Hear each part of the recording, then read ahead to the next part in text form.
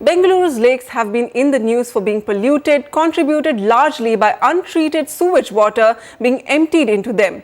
Now, a report has found that only 16% of the water in the city is actually treated and only 40% of the homes are even connected to a sewage line. Lakshmi Sivadas brings this edition of Citizen's Voice. When you talk about lakes in Bangalore, the only other word that comes to mind is sewage.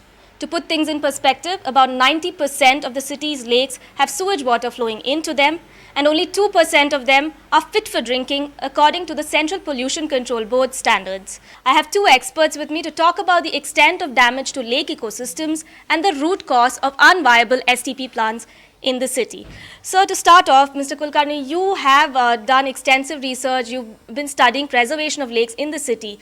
Could you tell me a bit about the extent of damage that sewage has been causing to this? Yeah, before we get into the damage that has caused, let's understand that Bangalore is a city which has got about 1,400 plus lakes, which has been drastically reduced somewhere around 150 to 200 as per the different government departments. And the flow of water which was reaching those lakes have been choked at various levels. And added to that, now the BWSSB and other departments have put their UGD lines in between the stormwater drain, which carry the wastewater through them. And whenever rain comes suddenly, the quantum of water flowing in that becomes excess, thereby the water which is going in the UGD will flow into the stormwater drain. Could you tell me how much sewage Bangalore generates and how much of this is actually going into this? Bangalore generates about 1.5 billion liters of sewage every day, and very precious little of it is treated.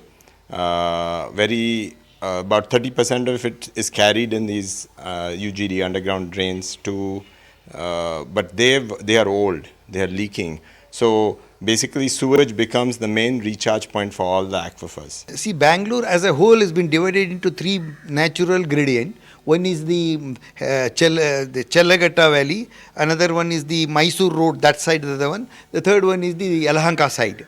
The trees, as a matter of testing, we took some of the coconut trees around the stormwater drain, picked up those coconut and sent them for analysis. We have got the test results having some of the pollutant which is there in the wastewater has reached the coconut, tender coconut also. So what I meant to say is, as he rightly said, the pollutant levels are reaching our every nook and corner. It is not possible after you build a 40-story building to build a foundation under it.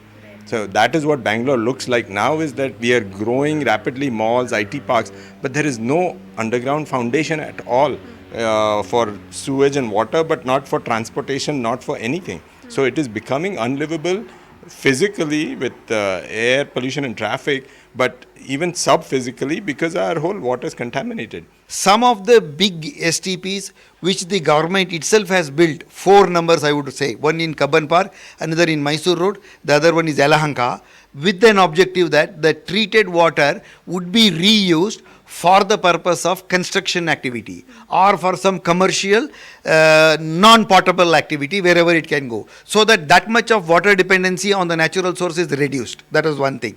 Has that been done? No, it has not yet been fully implemented. So finally, can you just tell me from the government, what do you expect from their end to help the situation? I think there are two answers. I mean, there are the spectrum of two answers. One is that the government handles everything, which in a already constructed city makes very hard. They have to dig up everything and reconnect, and the government has not shown that it can create sewer lines that are not leak-proof, that can be verified. So we have that, and the other end of the spectrum is small-scale decentralized treatment plants, which have their own issues.